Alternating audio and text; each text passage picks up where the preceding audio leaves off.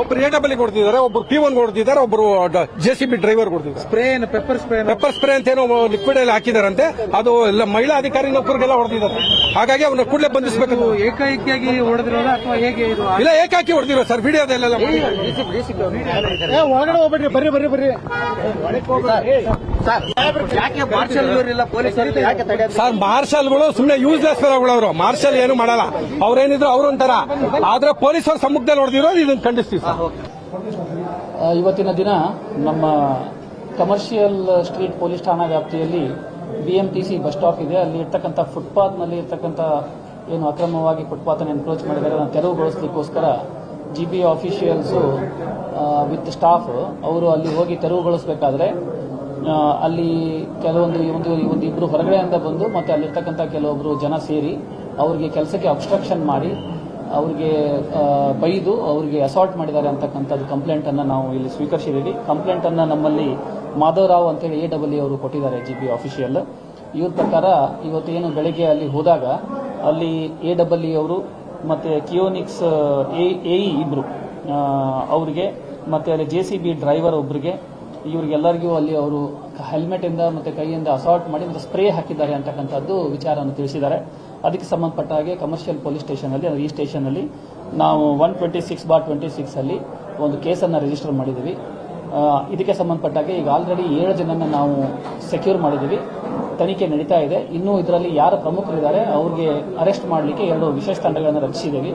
ಅವ್ರನ್ನ ಕೂಡಲೇ ನಾವು ಅರೆಸ್ಟ್ ಮಾಡ್ತೀವಿ. ಈಗ 7 ಜನನ್ನ ನಾವು ಸೆಕ್ಯೂರ್ ಮಾಡಿದ್ದೀವಿ. ವಿಚಾರಣೆ ನಡೀತಾ ಇದೆ. ಸಾರಿ, ಅದನ್ನ ನೋಡ್ಬೇಕು. ಈಗ 7 ಜನ ಅರೆಸ್ಟ್ ಆಗಿದ್ದಾರೆ, ನಮ್ಮವರು ಮಾಹಿತಿ ಕೊಟ್ಟಿದ್ದಾರೆ. ಅದರಲ್ಲಿ ಯಾರ್ಯಾರಿದ್ದಾರೆ, ಏನ್ ಹೆಸರು ಏನು ಅಂತ ಎಲ್ಲ ನಾವು ಚೆಕ್ ಮಾಡ್ತೀವಿ. ಅದೇ ಅದು ತನಿಖೆ ಮಾಡ್ತೀವಿ. ಈಗ ಏನ್ ಸ್ಪ್ರೇ ಮಾಡಿದ್ದಾರೆ ಅದನ್ನೆಲ್ಲ ನಾವು ಕಲೆಕ್ಟ್ ಮಾಡಬೇಕಾಗುತ್ತೆ. ಅಲ್ಲ, 1 ಮಿನಿಟ್.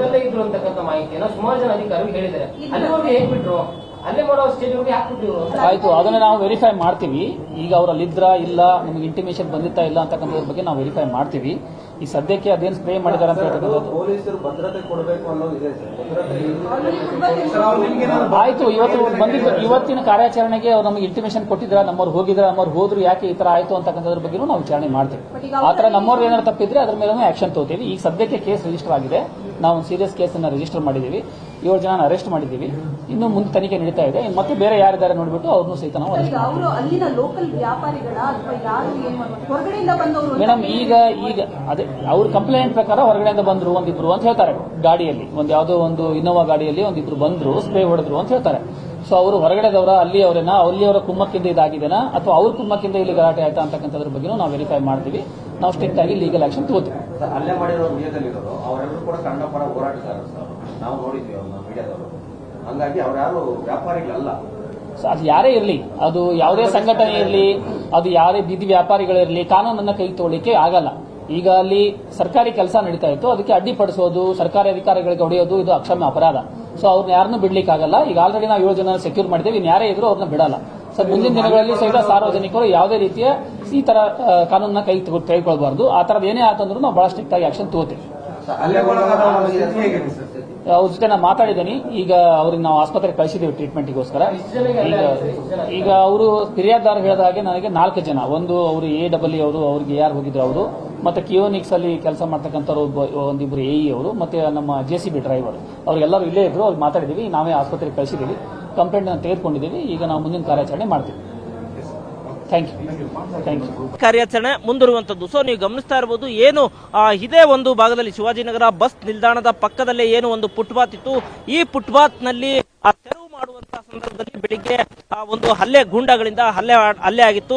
ತದಾದ ನಂತರ ಪೊಲೀಸರು ಕೂಡ ಸ್ಥಳಕ್ಕೆ ಬಂದಿದ್ರು. ಸದ್ಯ ಯಾರು ಹಲ್ಲೆಯನ್ನ ಮಾಡಿದ್ರು ಅಂತಹ ಗೂಂಡಗಳನ್ನ ಈಗಾಗಲೇ 10 ಜನರನ್ನ ಒಂದ್ ಕಡೆ ಬಂಧಿಸಿದ್ದಾರೆ.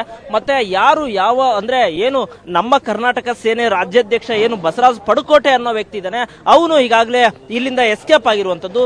ಸದ್ಯ ಅವನ ಬಂಧನಕ್ಕೆ ಈಗಾಗಲೇ ಪೊಲೀಸರು ಕೂಡ ಒಂದ್ ಕಡೆ ಬಲವನ್ನ ಬೀಸಿರುವಂತದ್ದು. ಇನ್ನು ಉಳಿದಂತಹ ಅವರು ಗೂಂಡಗಳೇನಿದ್ದಾರೆ, ಅವರ ಚೇಲಗಳೇನಿದ್ರು, ಅವ್ರನ್ನೆಲ್ಲರನ್ನೂ ಕೂಡ ಈಗಾಗಲೇ ಪೊಲೀಸರು ಪೊಲೀಸರು ಬಂಧಿಸಿ ವಿಚಾರಣೆಯನ್ನ ಮಾಡ್ತಿರುವಂತದ್ದು. ಸೊ ಮತ್ತೊಂದು ಕಡೆ ಇತ್ತ ಜಿಬಿ ಅಧಿಕಾರಿಗಳು ಫುಟ್ಪಾತ್ ತೆರವುವನ್ನ ಕಾರ್ಯಾಚರಣೆ ಕೈ ಬಿಡಬಾರದು ಅನ್ನೋ ನಿಟ್ಟಿನಲ್ಲಿ, ಇಲ್ಲಿ ಯಾವುದೇ ಒಂದು ಮತ್ತೆ ಗಲಾಟೆಗಳು ಆಗಬಾರದು ಅನ್ನೋ ನಿಟ್ಟಿನಲ್ಲಿ ಪೊಲೀಸ್ ಬಿಗಿ ಭದ್ರತೆಯಲ್ಲಿ ಮತ್ತೆ ಫುಟ್ಪಾತ್ ಕಾರ್ಯಾಚರಣೆ ಮುಂದಿರುವಂತದ್ದು. ಸೊ ನೀವು ಗಮನಿಸ್ತಾ ಇರಬಹುದು, ಪ್ರತಿ ಹೆಜ್ಜೆಯೂ ಕೂಡ ಪೊಲೀಸ್ ಬಿಗಿ ಭದ್ರತೆಯಲ್ಲಿ ಕಾರ್ಯಾಚರಣೆ ಮುಂದುವರಿತಿರುವಂತದ್ದು. ಸೊ ಅಂದ್ರೆ ಇಲ್ಲಿ ಒಂದಿಷ್ಟು ಅಂದ್ರೆ ಯಾವ ಶಿವಾಜಿನಗರಕ್ಕೆ ಏನಾದ್ರು ಬೇರೆ ಕಾರಣ ಇದೆಯಾ, ಬೇರೆ ಕಡೆ ಎಲ್ಲಾದ್ರೂ ಕಡೆ ಫುಟ್ಪಾತ್ ತೆರವು ಕಾರ್ಯಾಚರಣೆ ಆಗ್ತಾ ಇದ್ರೆ ಶಿವಾಜಿನಗರದಲ್ಲಿ ಯಾಕೆ ಫುಟ್ಪಾತ್ ತೆರವು ಕಾರ್ಯಾಚರಣೆ ಆಗ್ತಾ ಇಲ್ಲ ಅಂತಿತ್ತು. ಸೊ ಅದಕ್ಕೆ ಅಧಿಕಾರಿಗಳು ಸಂಬಂಧಪಟ್ಟಂತವರಿಗೆ ನೋಟಿಸ್ ಅನ್ನ ಕೊಟ್ಟು, ಕಾನೂನು ಅಡಿಯಲ್ಲಿ ಯಾವ ರೀತಿ ಅವ್ರಿಗೆ ನೋಟಿಸ್ ಅನ್ನ ಕೊಟ್ಟು ಯಾವಾಗ ಫುಟ್ಪಾತ್ ತೆರವು ಮಾಡಬೇಕು ಅಂತೇಳಿ ಅಧಿಕಾರಿಗಳು ಮುಂದಾಗಿದ್ರು. ಸೊ ಅದರಂತೆ ಇವತ್ತು ಅಧಿಕಾರಿಗಳು ಯಾವಾಗ ಫುಟ್ಪಾತ್ ತೆರವಿಗೆ ಮುಂದಾಗ್ತಿದ್ದಂತೆ ಇಲ್ಲಿದ್ದಂತಹ ಗೂಂಡಗಳು ಮತ್ತೆ ಅವರ ಚೇಲಗಳು ಅಧಿಕಾರಿಗಳ ಮೇಲೆ ಹಲ್ಲೆ ಮಾಡ್ತಿದ್ದಾರೆ. ಸೊ ಈಗಾಗಲೇ 10ಕ್ಕೂ ಹೆಚ್ಚು ಜನರು ಒಂದ್ ಕಡೆ ಪೊಲೀಸರು ಅವ್ರನ್ನ ಅರೆಸ್ಟ್ ಮಾಡಿ ಒಂದ್ ಕಡೆ ವಿಚಾರಣೆ ನಡೆಸ್ತಿದ್ರೆ, ಮತ್ತೊಂದ್ ಕಡೆ ಏನು ನಮ್ಮ ಕರ್ನಾಟಕ ಸೇನೆ ರಾಜ್ಯಾಧ್ಯಕ್ಷ ಬಸವರಾಜ ಪಡಕೋಟೆ ಇದ್ದಾರೆ, ಅವನು ಅಪ್ಸ್ಟ್ಯಾಂಡಿಂಗ್ ಅಂತಿರುವಂತದ್ದು. ಅವನ ಬಂಧನಕ್ಕಾಗಲಿ ಈಗಾಗಲೇ ಪೊಲೀಸು ಬಲೆಯನ್ನ ಬೀಸಿರುವಂತದ್ದು. ಒಂದ್ ವೇಳೆ ಏನಾದರೂ ನಾಳೆ ಅಷ್ಟೊಳಗೆ ಅವನ್ನ ಅರೆಸ್ಟ್ ಮಾಡಲಿಲ್ಲ ಅಂದ್ರೆ ನಾಳೆ ಜಿಬಿ ಅಧಿಕಾರಿಗಳು ಅಂದ್ರೆ ಕೆಲಸ ಮಾಡೋದಿಲ್ಲ, ನಾವು ಪ್ರತಿಭಟನೆಯನ್ನ ಮಾಡ್ತೀವಿ ಅಂತೇಳಿ ಈಗಾಗಲೇ ನೌಕರರ ಸಂಘದ ಅಧ್ಯಕ್ಷರು ಕರೆ ಕೊಟ್ಟಿರುವಂತದ್ದು. ಸಂಪತ್.